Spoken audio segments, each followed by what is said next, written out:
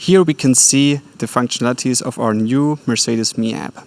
For example, you can lock or unlock the doors, as well as you can do it with the windows, which is pretty cool in summer times, for example. But if you don't want to open the windows because you're maybe not close to the vehicle, you have also another cool feature, which is the pre-entry climate control, which is currently cooling down the vehicle, and you can remotely stop this function or start from everywhere. In addition, you can also put a weekly driving profile where you just have always leaving the home with a heated or a pre-cooled vehicle.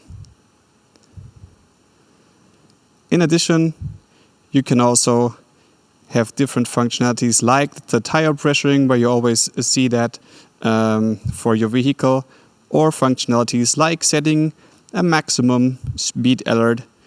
So all in all, we have a lot of functionalities at a glance, and you have an easy link to the other apps, such as the service app or the store app.